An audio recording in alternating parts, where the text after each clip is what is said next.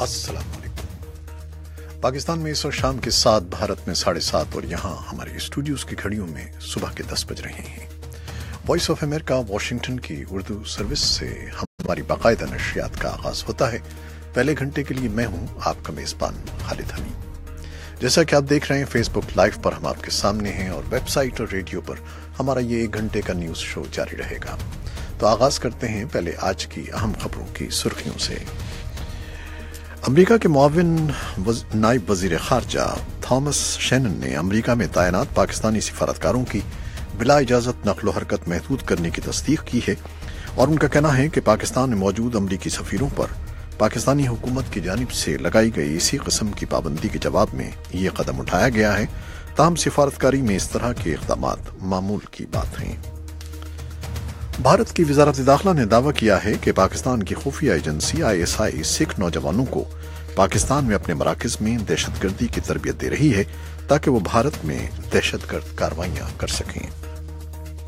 कराची में एक 7 साला बच्ची के साथ जिनसी ज्यादती और कत्ल के खिलाफ शुरू हो जाने वाले पुरतशद्दुद मुजाहिरों में एक शख्स हलाक हो गया है।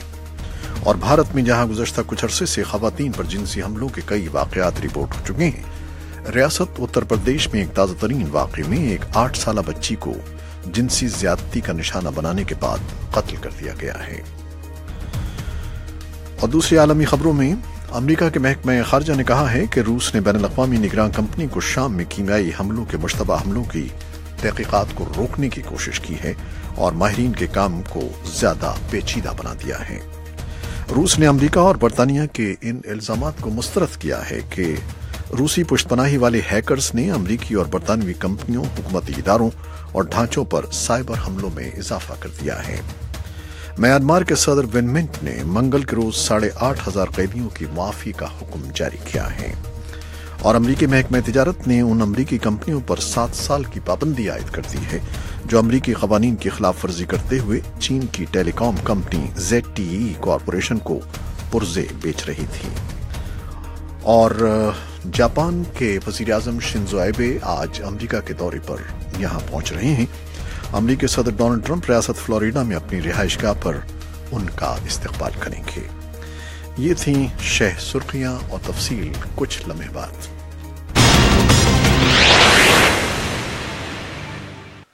और अब खबरों की तफसील।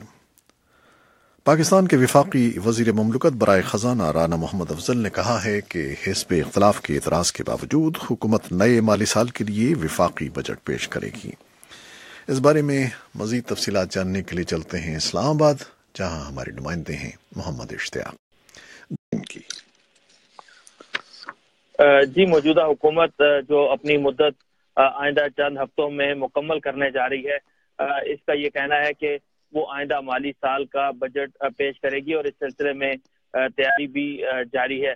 लेकिन हिज़्ब मुखालिफ की जो जमातें हैं उनका खास तौर पर जो तहरीक इंसाफ है उसका कहना है कि एक ऐसे वक्त जब हुकूमत अपनी मुद्दत पूरी करने जा रही है और जुलाई में आइंदा इंतखाबात भी होने हैं, तो ये हक उस आइंदा आने वाली हुकूमत को होना चाहिए कि वो माली साल का बजट पेश करे, ना कि एक ऐसी हुकूमत जो कि अपनी मुद्दत मुकम्मल करने जा रही है।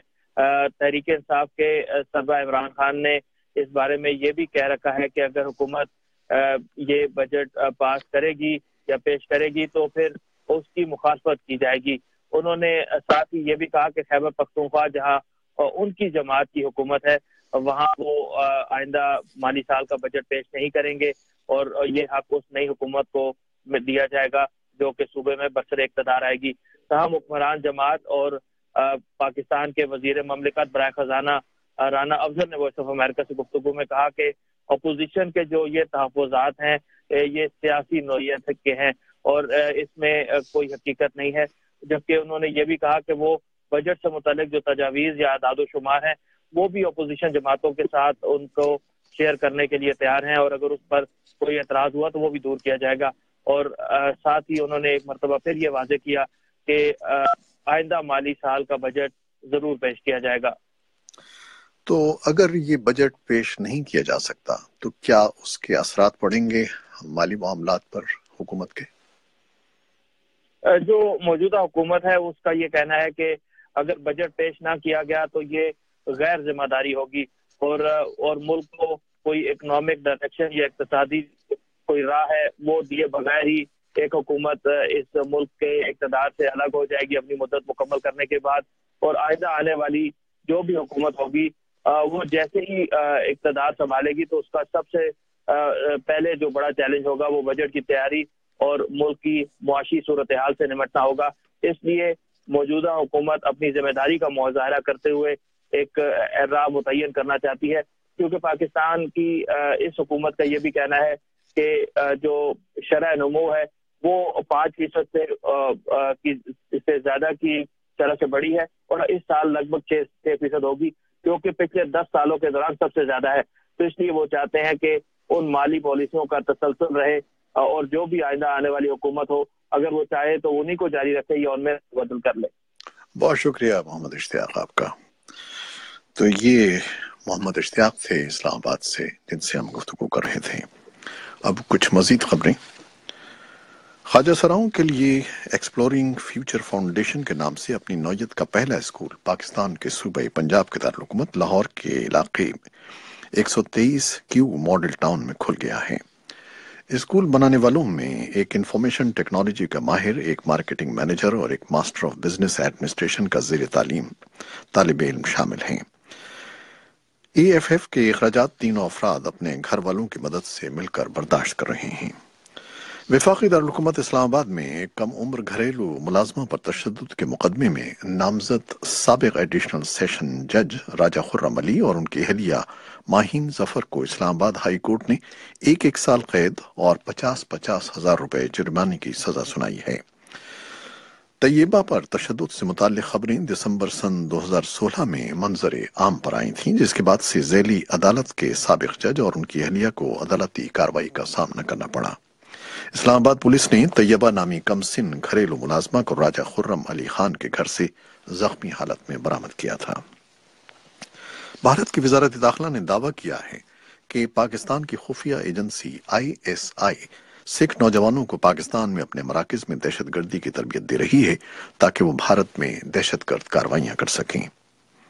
سینئر اہلکاروں کے مطابق ISI بھارتی پنجاب میں سکھ دہشت گردی کو زندہ کرنا چاہتی ہے. انہوں نے یہ بات پارلیمنٹری کمیٹی آن اسٹیٹمنٹس کے گوش گزار کی، جس کے سربراہ سینئر BJP لیڈر مرلی منوہر جوشی ہیں. کمیٹی کی رپورٹ پارلیمنٹ میں پیش کی گئی ہے. اس بارے میں ایک تفصیلی رپورٹ بھی ہمیں موصول ہوئی ہے نئی دہلی سے، جو ہم کچھ دیر میں پیش کریں گے. امریکہ کے محکمہ خارجہ نے کہا ہے کہ روس نے بین الاقوامی نگراں کمپنی کو شام میں کیمیائی حملوں کے مشتبہ حملوں کی تحقیقات کو روکنے کی کوشش کی ہے اور ماہرین کے کام کرنے کو زیادہ پیچیدہ بنا دیا ہے. محکمہ خارجہ کی ترجمان خاتون ہیدر ناورٹ نے الحرہ ٹیلی ویژن کو بتایا کہ وہ شاید اس لیے ایسا کرنا چاہتے ہیں کہ وہ تسلیم کرتے ہیں کہ اس تنظیم کا جائزہ لینے میں جتنی دیر لگے گی اتنا ہی زیادہ وہ اجزاء وہ کیمیا وہاں سے غائب ہونا شروع ہو جائیں گے. کیمیائی ہتھیاروں کی ممانعت کرنے والی عالمی تنظیم کے تفتیش کار ہفتے کو شام پہنچ گئے تھے، لیکن وہ ابھی تک دوما میں اپنا کام شروع نہیں کر سکے ہیں. روس کے ایک عہدیدار نے کہا کہ OPCW کی ٹیم بدھ کے روز اپنا کام شروع کرے گی. روس نے امریکہ اور برطانیہ کے ان الزامات کو مسترد کیا ہے کہ روسی پشت پناہی والے ہیکرز نے امریکی اور برطانوی کمپنیوں، حکومتی اداروں اور ڈھانچوں پر سائبر حملوں میں اضافہ کر دیا ہے. کرملن کے ترجمان دمتری پسکوف نے کہا کہ وہ نہیں جانتے کہ ان الزامات کی بنیاد کیا ہے. انہوں نے معمول کی میڈیا بریفنگ کے دوران اخباری نمائندوں کو بتایا کہ لندن اور واشنگٹن نے کوئی ثبوت پیش نہیں کیے، اس لیے الزامات بے بنیاد اور غیر منصفانہ ہیں. یہ انتباہ امریکی ہوم لینڈ سیکیورٹی FBI اور برطانوی نیشنل سائبر سیکیورٹی سینٹر کی جانب سے آیا ہے، جس میں ان کمپنیوں کو اپنے تحفظ کی ہدایات دی گئی ہیں. میانمار کے صدر وین منٹ نے منگل کے روز 8,500 قیدیوں کی معافی کا حکم جاری کیا ہے. یہ اقدام میانمار کے روایتی نئے سال کے موقع پر کیا گیا ہے.